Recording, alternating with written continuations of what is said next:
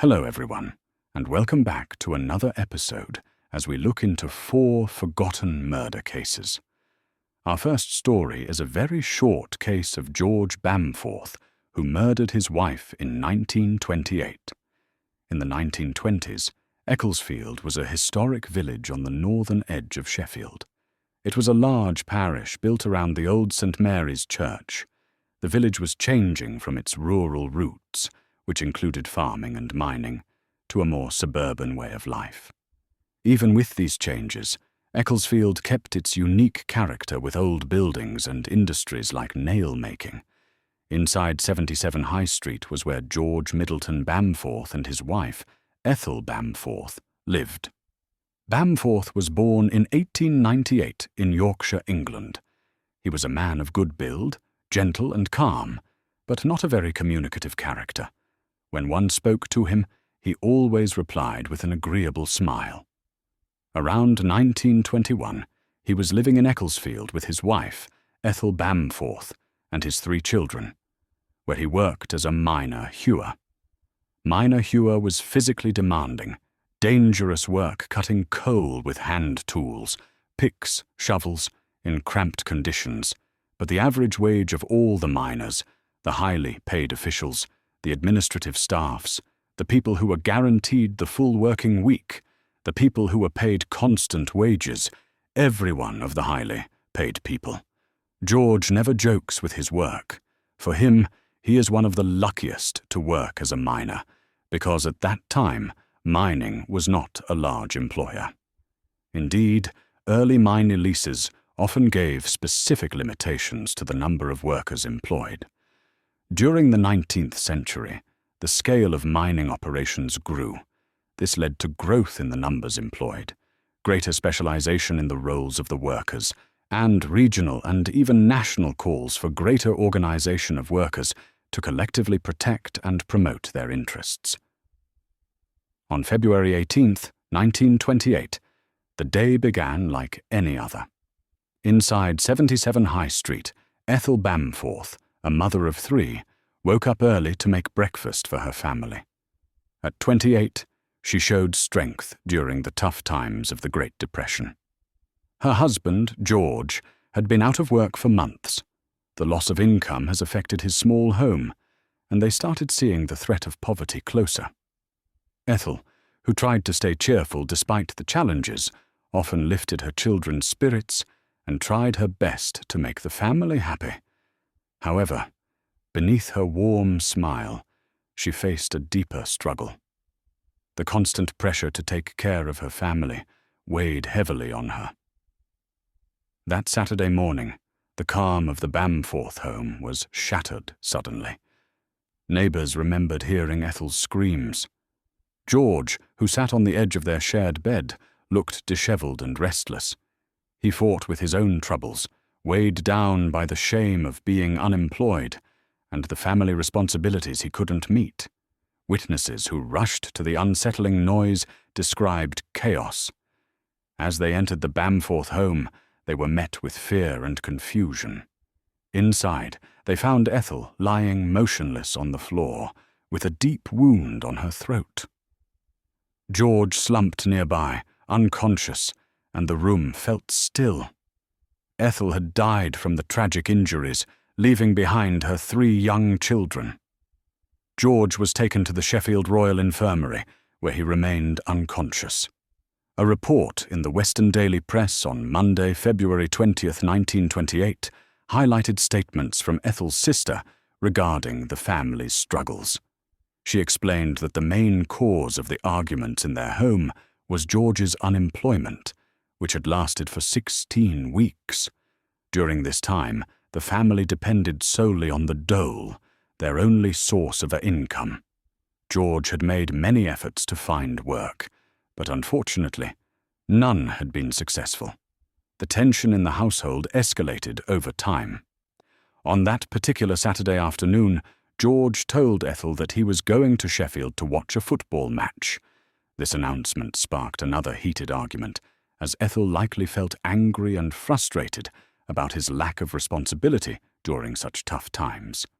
However, a report from the Manchester Guardian dated April 7th, 1928, presented a different view during the committal proceedings in Sheffield.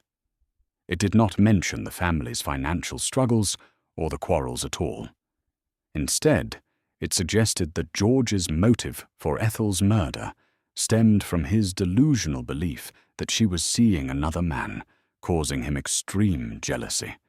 The attack on Ethel was described as intense and frenzied, indicating that George acted out in a fit of rage. After harming Ethel, he inflicted a serious wound on himself, which was shocking and gruesome. Remarkably, he survived such a severe injury, leading many to question how he managed to pull through after such a brutal act. George was charged with willful murder, which was a serious crime in 1928 and could lead to the death penalty. However, considering the details of the crime and the situation surrounding it, it became clear that George might not be mentally fit to stand trial or fully understand what was happening in court. If it were determined that, at the time of the incident, George was unable to tell right from wrong, he would be considered insane. This means that, instead of facing a typical trial, he might be sent to a mental institution for treatment rather than prison. The court would likely seek to understand his mental state during the attack and whether he was aware of his actions. This process involved doctors and legal experts evaluating his mental health. The tragedy of the situation was not just the loss of Ethel, but also the implications of George's state of mind. On Friday, May 4th, 1928, George was brought to the Leeds Assizes, facing serious charges for the willful murder of his wife, Ethel Bamforth, as well as for attempting to take his own life. During the court proceedings, it was determined that George was insane and unable to stand trial. Mr. Justice Humphreys decided that George should be kept in a mental health facility for an indefinite time. After some time, George was treated as a patient in the facility. Eventually, he was deemed well enough to be released. Once he was out, he returned to the Sheffield area, where he lived until his passing at the age of 70 in April 1969. Meanwhile, their children, Hazel and Frank, faced a tough transition. They had to move in with relatives who could take care of them. It must have been a difficult time for them, adjusting to life without their parents and trying to find stability in a new home.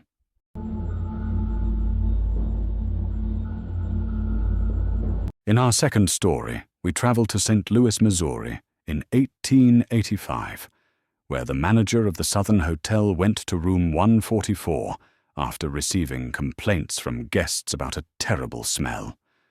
On Sunday, he found nothing wrong, but by Tuesday, the odor was overwhelming. He checked again and saw that the guests had left, leaving behind several trunks. When he opened one, he discovered the decaying body of a man wearing only white underwear. It seemed that one of the two young Englishmen who had shared the room had killed the other. On January 28, 1885, the steamer Cephalonia set sail from Liverpool to Boston. On board were two well-educated young Englishmen named Charles Arthur Preller and Walter Lennox Maxwell, M.D. They had never met before, but since they were both English and heading to a new country, they quickly became friends. By the time they arrived in Boston, on February 3rd, they were very close. They stayed at the same hotel and talked about a trip to Auckland, New Zealand. However, Preller, a traveling salesman, had to go on a business trip to Canada and later Philadelphia. They decided to meet again in St. Louis in a few weeks to discuss their plans. Preller left for Canada on February 6th, while Maxwell stayed in Boston until March 28th. During that time, he faced money troubles and had to pawn his watch. Maxwell reached St. Louis on March 30th and checked into the Southern Hotel, getting room 144. Preller arrived on April 3rd, and, although he had his own room, it was known that both men were actually sleeping in room 144. Hotel staff noticed that Preller had a lot of cash, mostly in $100 bills, while Maxwell seemed to be out of money. On April 5th, Easter Sunday, Maxwell told several people at the hotel that Preller would be traveling, but would come back in a few days. Later that night, around 10:15, Maxwell got drunk at the bar. According to Henry Arlington, the head waiter, he showed a gun and a stack of $100 bills. He asked Arlington, if someone killed someone here and had $600, could he get away with it? The next day, Maxwell went to Hickman's barber shop to shave off his beard. After that, he visited a trunk dealer named Frederick Beiger and bought a canvas trunk and 2 straps. Later, he settled his hotel bill and vanished, leaving several trunks behind. Everyone thought Preller would return for them, so the trunks were left alone. 6 days later, a strange smell started coming from the room. By April 14th, it was so bad that it was hard to bear. They traced the smell to a zinc trunk tied up with ropes and the straps from Beiger's shop. When they opened it, they found a naked man who only had white underwear with H.M. Brooks written on it. His mustache was cut off, and a deep cross was carved into his chest. Also inside the trunk was a sign that said, "So perish all traitors to the great cause." The police believed this was meant to make it look like a political murder, similar to Maxwell's handwriting. Among the things Maxwell left behind, the police found some prescription pads from a local drugstore. The owner, Mr. Fernan, told detectives he knew Maxwell and that he sold him 4 ounces of chloroform at 2 p.m. on April 5th and another 2 ounces at 4 p.m. An autopsy confirmed that Preller died from chloroform poisoning. A letter found with Preller showed they had planned to travel together to New Zealand. The police thought Maxwell would now be taking the trip alone.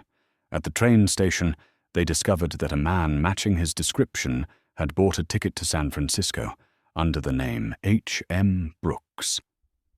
The St. Louis police contacted Captain I.W. Lees in San Francisco to look for Maxwell. They found a man who looked like him checking into the Palace Hotel as T.C. Dauguier from Paris. The clerk noted that he spoke with a strong French accent. Another guest, Robbins, remembered talking to Dauguier on the train. Dauguier claimed to be a French brigadier. When Robbins spoke to him in French, Dauguier had to admit he didn't actually speak it, but continued to use the accent throughout the journey. This and other clues led Lees to believe Dauguier was the man they wanted from St. Louis. He also found out that Dauguier had booked a journey on the City of Sydney, a steamer heading to Auckland, New Zealand. St. Louis Police Chief Harrigan sent a telegram to the U.S. consul in Auckland. Sending a message to New Zealand cost $3.34 per word, and with 155 words, it totaled $517.70, a huge expense in 1885. Maxwell was arrested when the City of Sydney docked in Auckland. The governor of Missouri, Marmaduke, got extradition papers signed by President Grover Cleveland and sent detectives James Tracy and George Badger from St. Louis to New Zealand to bring him back.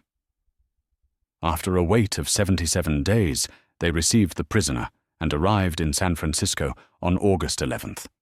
A crowd of over 2,000 people greeted them when they got back to St. Louis 5 days later. The trial of Walter Maxwell, now known as Hugh Brooks, took place in the Four Courts building in St. Louis and lasted 3 weeks. Employees from the hotel, the barber Hickman, trunk dealer Beiger, druggist Fernan, and others who had seen the 2 men provided testimony for the prosecution. The most important witness was John McCullough, a detective with the Missouri Pacific Railroad. McCullough had been placed in jail on false charges and shared a cell with Brooks for 47 days. He testified that Brooks admitted he was angry because Preller wouldn't pay for his trip to Auckland and decided to fix him because of his meanness. Brooks told McCullough that Preller complained of a private disease that he thought he could cure. He injected Preller with a large dose of morphine to put him to sleep, then covered his face with a cloth soaked in chloroform until he died. The defense tried to dispute this evidence, but their objections were denied.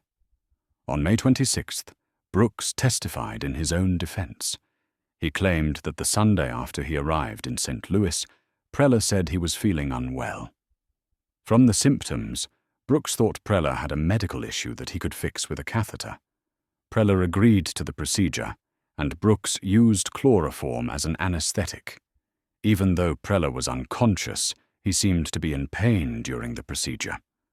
Brooks gave him more chloroform, but Preller struggled to breathe, and despite Brooks trying to bring him back, he died. Brooks ran away, fearing he wouldn't be believed. On May 30th, Preller's body was dug up and examined again to see if Brooks's story was true. The autopsy found that Preller didn't have a medical issue and had not been treated with a catheter. On the night of June 4th, the jury received the case, and the next morning they returned a guilty verdict. Requests for appeals and new trials were denied, but Brooks was given extra time before his execution so his parents could come from England. On August 10th, 1888, as 50 police officers held back the crowd, Hugh Mottram Brooks, also known as Walter H. Lennox Maxwell, was hanged in the yard behind the Four Courts.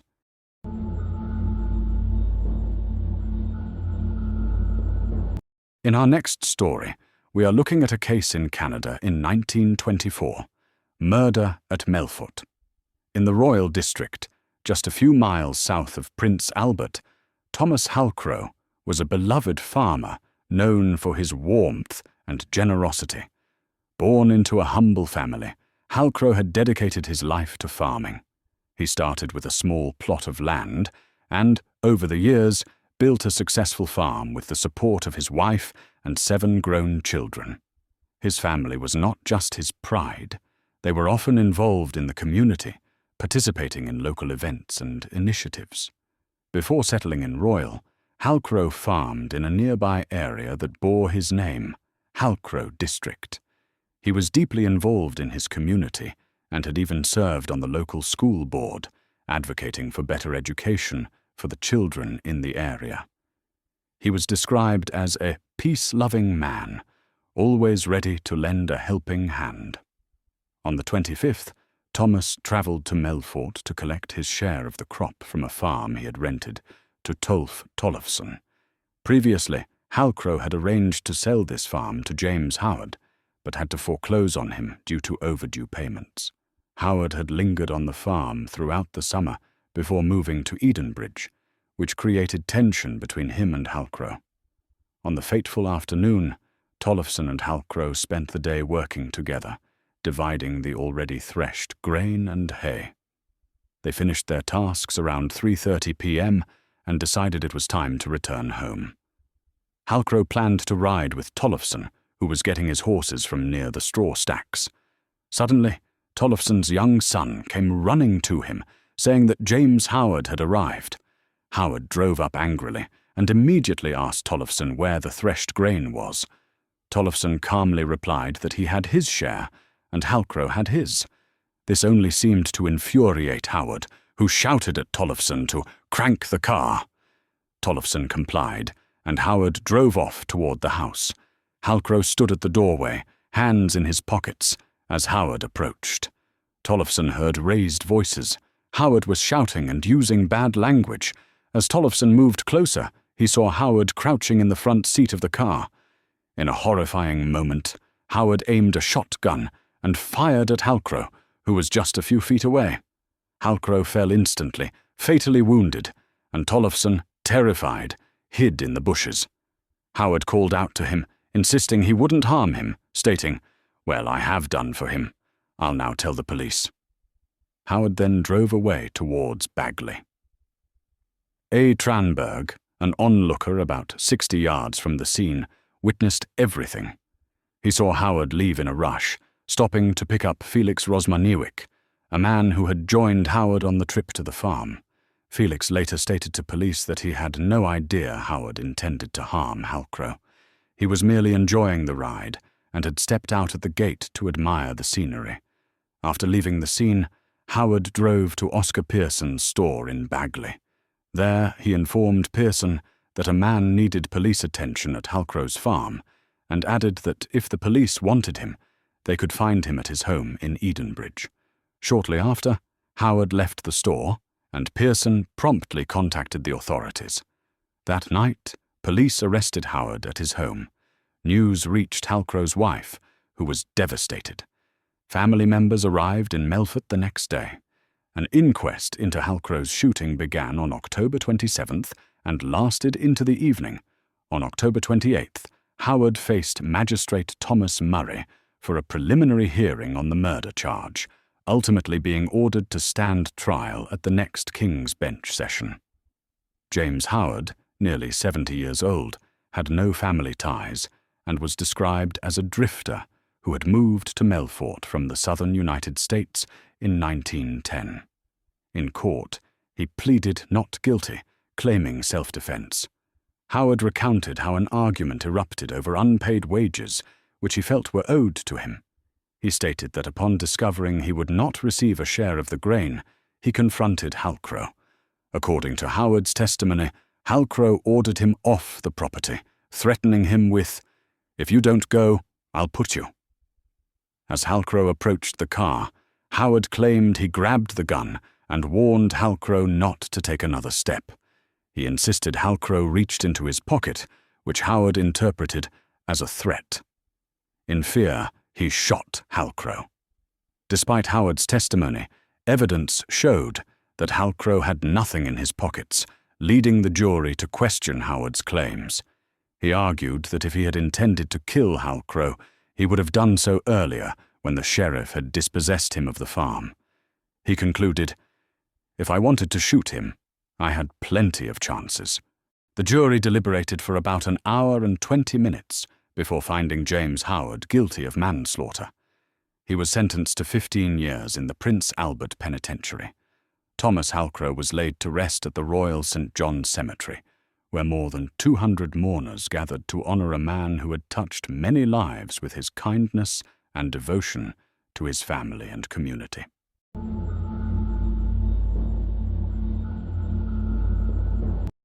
Our last case, we are looking into a short case of Ernest Knox, an Australian who was executed for the murder of a man named Isaac Crawcore, whom he shot during a bungled burglary in Williamstown.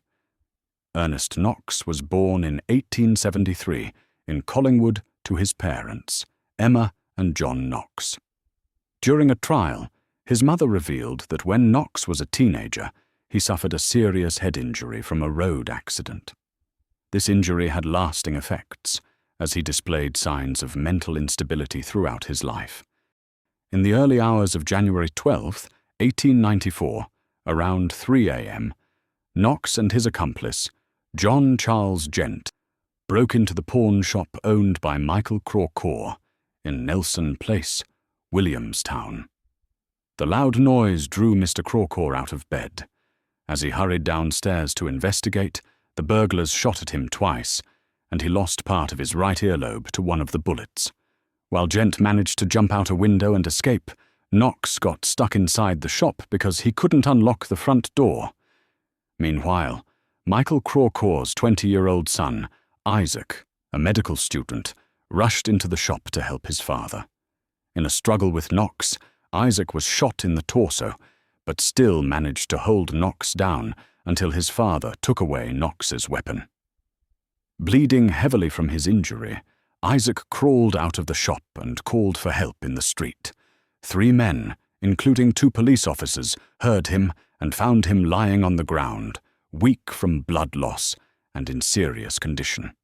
When they entered the shop, they discovered Knox being held by Michael Crawcore. After being taken into police custody, Knox initially gave them a false name, claiming to be Walter Jameson. However, he eventually confessed that his real name was Ernest Knox. Gent was arrested later at Knox's mother's home, where he had been staying. Tragically, young Isaac Crawcore succumbed to his injuries the next day after providing details to the police about the robbery. His bravery and quick actions were noted, but ultimately, he lost his life because of that fateful night. Knox and Gent appeared in court on January 19, 1894, and the media portrayed them as hardened criminals. During the hearing, the two young men behaved inappropriately, laughing and joking with each other as if they were just friends, enjoying a night out at the theatre. This disrespectful attitude shocked many in the courtroom. As a result of their actions, Knox was charged with willful murder, while Gent was accused of being an accessory before the crime. The trial took place soon after, and on February 15th, both men were found guilty. The next day, they received their sentences. Knox was given the death penalty by hanging, while Gent was sentenced to serve 3 years in prison. On March 19, 1894, Knox was executed at the Old Melbourne Jail. After his hanging, he was buried in a communal grave within the prison grounds.